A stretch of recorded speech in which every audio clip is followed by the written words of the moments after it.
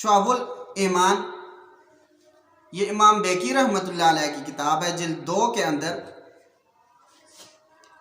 یہ ایک روایت لائی ہے حضرت ابو درداء رضی اللہ تعالیٰ عنہ سے، کہ حضرت ابو درداء رضی اللہ تعالیٰ عنہ فرماتے ہیں قال رسول اللہ صلی اللہ علیہ وسلم، اللہ کے نبی صلی اللہ علیہ وسلم نے ارشاد فرمایا،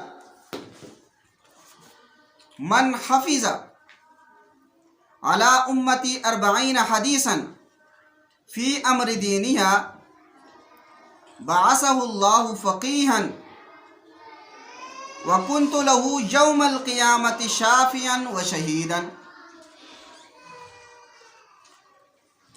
حضرت ابو درداء رضی اللہ تعالیٰ عنہ فرماتے ہیں رسول اللہ صلی اللہ علیہ وسلم نے فرمایا، جو شخص میری امت کے دینی امور کے متعلق 40 حدیثیں یاد کرے گا، اللہ تعالیٰ اس کو فقیہ بنا کر اٹھائیں گے اور میں قیامت کے دن اس کے لیے سفارش کروں گا اور اس کے حق میں گواہی بھی دوں گا۔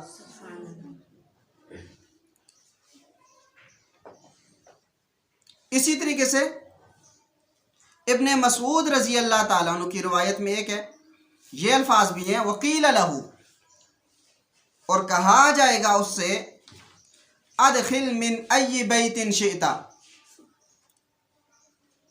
جنت کے یہ دروازے ہیں، جس دروازے سے تو چاہتا ہے جنت میں داخل ہو جا۔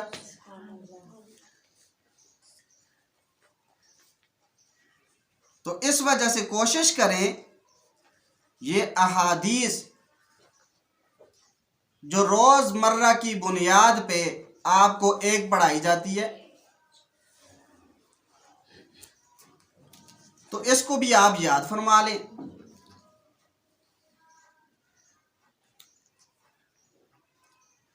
تیسری چیز ہے عقیدہ۔ عموم قدرت باری تعالی، اللہ تعالی اپنے کیے ہوئے فیصلوں کے تبدیل کرنے پر قادر ہے، اگرچہ اپنے فیصلوں کو اللہ تعالی بدلتے نہیں ہیں۔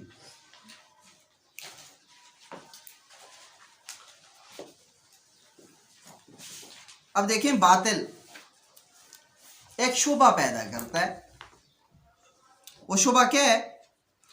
مثال کے طور پہ اللہ تعالیٰ نے فرمایا کہ کافر جہنم میں جائے گا،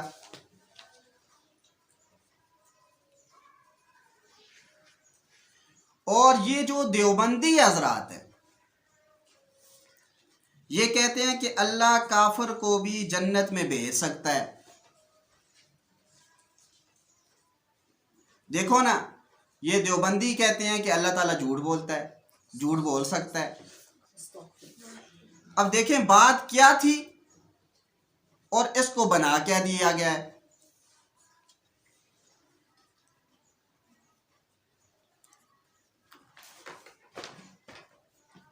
اب اسے تعبیر کیا جاتا ہے امکان کذب کے مسئلے سے، حالانکہ ہمارا عنوان جو ہے وہ امکان کذب نہیں بلکہ عموم قدرت باری تعالیٰ ہے۔ جہاں پر ہم عموم قدرت باری تعالیٰ کے قائل ہیں، وہاں پہ تنزیہ باری تعالیٰ کے بھی تو قائل ہیں۔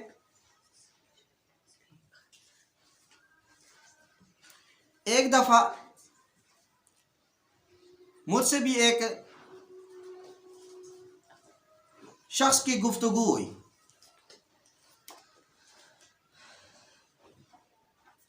تو وہ مجھے کہنے لگا کہ آپ کے اکابر نے یہ بات لکھی ہے کہ اللہ تعالیٰ جھوٹ بول سکتا ہے۔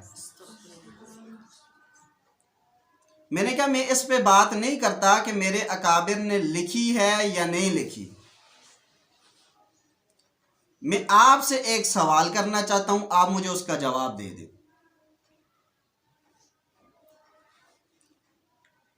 وہ کہنے لگا ٹھیک ہے پوچھیں۔ میں نے کہا دیکھو، میرا عقیدہ اور نظریہ یہ ہے کہ اللہ تعالیٰ نے حضرت محمد مصطفیٰ احمد مجتبیٰ صلی اللہ علیہ وسلم کو آخری نبی بنا کر مبعوث فرمایا ہے، اور اگر کوئی شخص اللہ کے نبی کے بعد آخری کسی اور کی نبوت کا قائل ہے وہ شخص کافر اور مرتد ہے۔ لیکن میں آپ سے ایک سوال یہ پوچھنا چاہتا ہوں کہ کیا اللہ تعالیٰ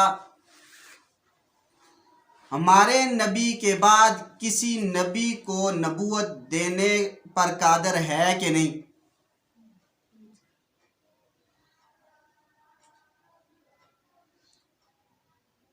اب وہ دونوں صورت میں پھنس چکا تھا۔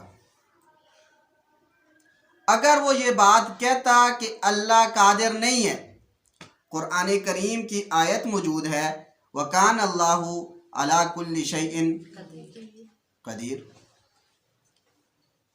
وَكَانَ اللَّهُ عَلَى كُلِّ شَيْءٍ مُقْتَدِرًا، اللہ تو ہر چیز پہ قادر ہے، تو اللہ کی اس قدرت کا انکار کرنا لازم آ رہا ہے۔ پہلے تو کافی وقت ہماری گفتگو رہی، بالآخر وہ کہنے لگا کہ اللہ تعالیٰ قادر تو ہے لیکن اللہ تعالیٰ نبی کسی اور کو بنائے گا نہیں۔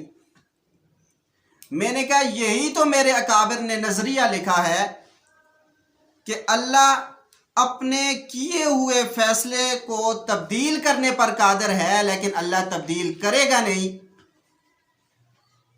اگر وہ ایسی عبارت لکھنے پہ کافر ہیں تو آپ ان سے بڑے کافر ہیں۔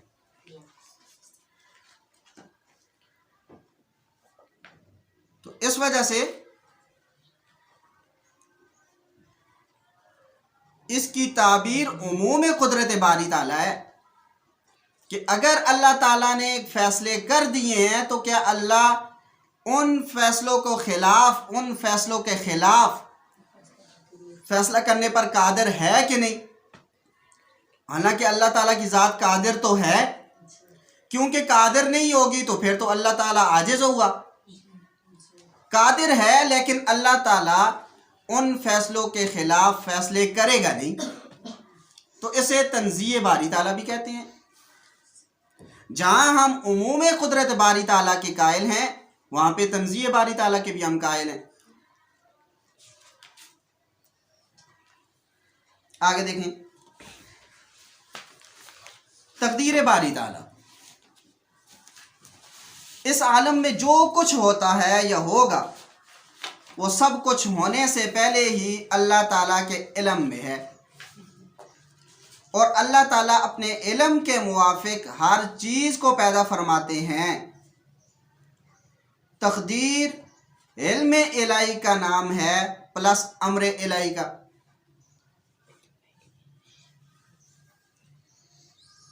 دیکھیں، تقدیر نام ہے علم الہی پلس امر الہی کا۔ علم الہی کہتے ہیں اللہ تعالیٰ بندے کو اختیار دیتا ہے،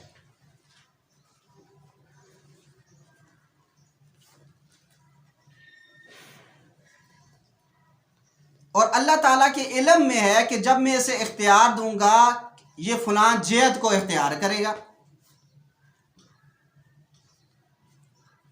اور اللہ کے علم میں یہ بات پہلے سے موجود ہے کہ یہ فلاں کام کرے گا، تو اسے علم الہی کہتے ہیں۔ اور اللہ تعالیٰ نے وہ چیز اس کے لیے لکھ دی ہے تو اسے امر الہی کہتے ہیں۔ تو اس وجہ سے تقدیر علم الہی پلس امر الہی کا نام ہے۔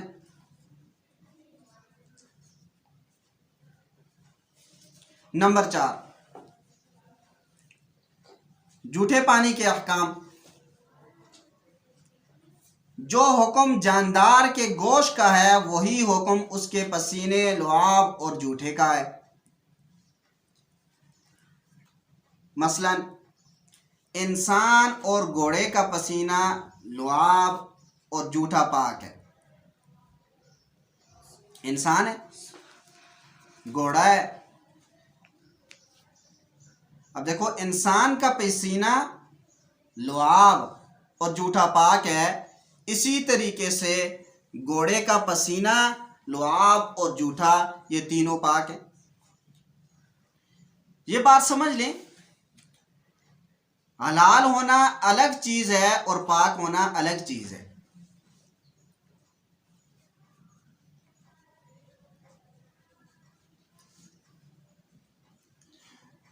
بہت ساری پاک چیزیں ایسی ہیں کہ جو حلال نہیں ہیں، انسان انہیں کھاتا نہیں ہے.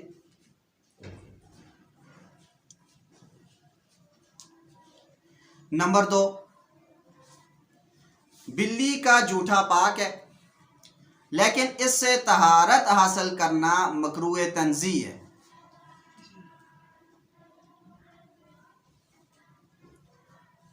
اب دیکھو، بلی کا جھوٹا ہے. بلی پانی کے اندر منہ مار دیتی ہے، یہ جھوٹا ہو گیا. انسان ہے، پانی پی کے جو بچ جاتا ہے وہ رکھ دیتا ہے، یہ جھوٹا ہے. اگر اس پانی کے علاوہ آپ کے پاس پانی ہے تو آپ اس سے وضو کر لیں،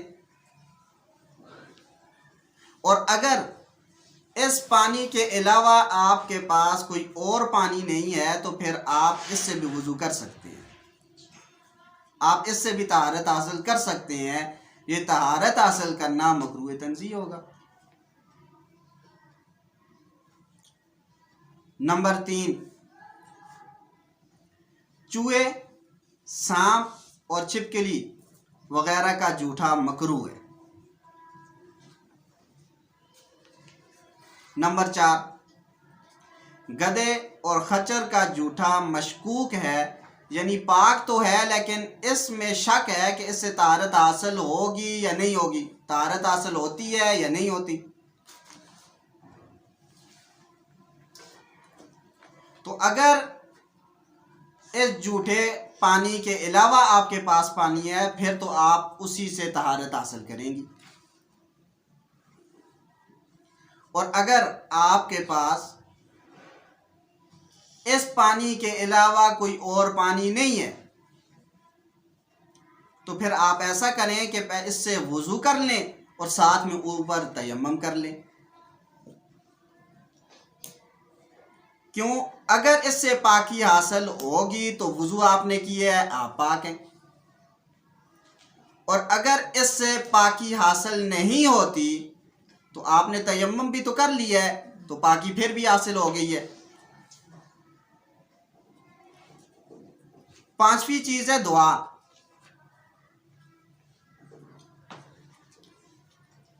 بسم اللہ اللہم انی اعوذ بک من الخبث والخبائث.